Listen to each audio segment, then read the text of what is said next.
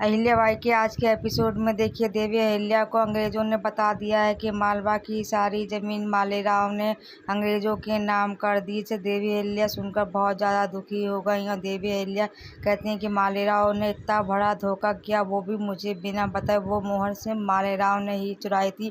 देवी अहिल्या जंगल में उदास खड़ी होती, तभी तुक्कू जी भावजी आते हैं और देवी अहिल्या से कहते हैं, अहिल्या तुम इस तरह कैसे खड़ी हो, तुम्हें दुखी होने की कोई ज़रूरत नहीं। अगर तुम मुझे नहीं रोकती तो मैं अंग्रेजों को उसी समय जान से मार देता। मगर देवी अहिल्या कहती है, नहीं तुक्कू जी भावजी, हमें ऐसा नहीं करना है।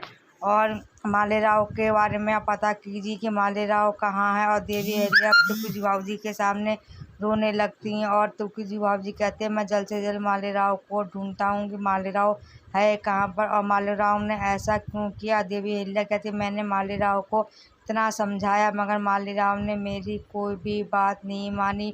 मुझे अपने मालवा के लोगों की बहुत ज़्यादा चिंता हो रही है। मैं नहीं चाहती कि मेरे मालवा के लोग इन अंग्रेज़ों के गुलाम बने। तभी देवी अहिल्या का सिपाही आता है तुक्कू जी बावली के पास, कहता है कि हमें अंग्रेज़ों की हलचल देखी है। तभी तुक्कू जी बावली दूरबीन से अंग्रेज़ों को देखते हैं। अंग्रेज़ गोदाम बनाते हैं और गोदाम में अपने गोला बारूद रखते हैं। अगर मालवा से पे हमला होता है तो वो सबसे पहले छोटी रानी देवी अहिल्या को मारेंगे और इसीलिए वो गोदाम बना रहे हैं। देवी अहिल्या भी देखती हैं कि हमारे ये लोग क्या कर रहे हैं। अंग्रेज़ कैसे बक्से देखती, उसमें गोले बारूद देखती तो देवी अहिल्या कहती है, मैं ऐसा कुछ करना तो नहीं चाहती थी मगर अब मुझे ऐसा करना पड़ेगा। इन अंग्रेज़ों से मुझे अब लड़ना ही पड़ेगा। इधर मैना बाई बहुत ज़्यादा दुखी हैं मालेराव को लेकर। मैना बाई ने खाना भी नहीं खाया और मालेराव का इंतज़ार करती होती। तभी मुक्ता वहाँ आ जाती हैं।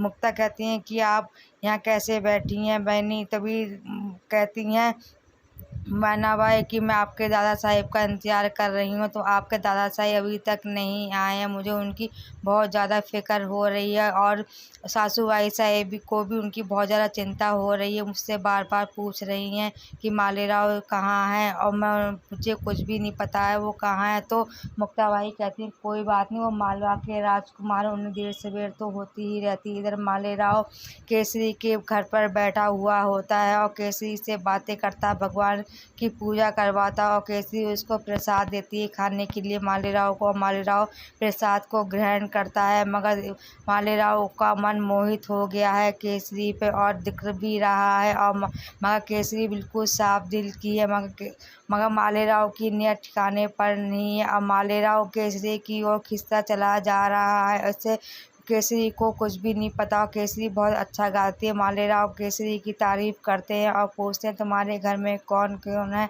तो केसरी कुछ भी नहीं बताती है, बस यूं ही बातों में उलझाती रहती है। और केसरी से कहते हैं, मालेराव एक बार तुम हमें फिर से गाकर सुना, हम तुम्हारे गीत को सुनने यहाँ आए हैं। तो अभी केसरी मंदिर में जाती है और मालेराव के सामने गीत गाती है और मालेराव बार बार केसरी की ओर टकटकी लगाए देखता रहता है और केसरी को ही देखते रहते हैं और मालेराव केसरी की ओर मोहित होते जा रहे हैं और देवी अहिल्या की मुश्किलें मालेराव ने बढ़ा दी। तभी देवी अहिल्या बाड़े में आ जाती हैं और देवी अहिल्या मुक्ताबाई और मैनाबाई से पूछती, मालेराव आया क्या। तो मैनाबाई कहती हैं, वो अभी नहीं आए हैं राजकुमार जी। तो तभी देवी अहिल्या और ज़्यादा परेशान हो जाती हैं कि मालेराव अभी तक नहीं आया है, मालेराव है कहाँ। और मैनाबाई से कहती, मालेराव जल्दी आए तब मुझसे सबसे पहले बताना। इतनी देर में द्वारिका रानी साहिब देवी अहिल्या को आते देख लेती हैं और देवी अहिल्या पर तना कसती हैं और कहती हैं, अहिल्या हम तुम्हारे लिए एक उपहार लेकर आए हैं। तो देवी अहिल्या कहती हैं, क्या मजली रानी साहिब आप उपहार लेकर आएंगे मेरे लिए। तो द्वारिका रानी साहिब कहती हैं, खुद देख लो। द्वारिका रानी साहिब कहती, एक दिन मेरे जावई साहिब इस जगह खड़े थे, आज तुम्हारा बेटा इस जगह खड़ा है। मैंने तुमसे कहा था ना कि आज के बाद यह दिन तुम्हारे आगे भी आने वाला है। अहिल्या अब तुम बताओ क्या करोगी।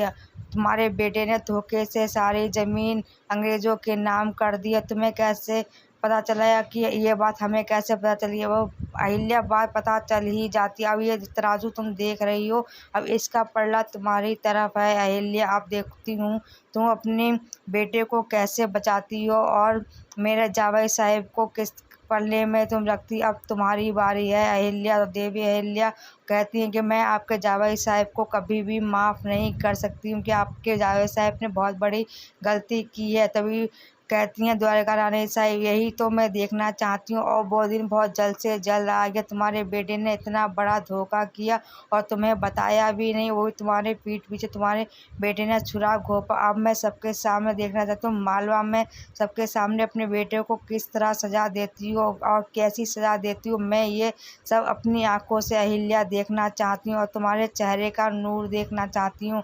देवी अहिल्या और भी ज़्यादा परेशान हो जाती हैं कि अगर मालेराव ने ये सब कुछ किया है तो देवी अहिल्या कैसे मालेराव को सजा दे सकती है। मगर देवी अहिल्या चुप बैठने वाली तो है नहीं। सबसे पहले वो अंग्रेज़ों से लड़ेंगी, क्योंकि अंग्रेज़ों ने ही मालेराव को अपने बस में किया है। अब देवी अहिल्या मालेराव के रिश्ते फिर से बिगड़ते हुए दिखाई देंगे दोस्तों।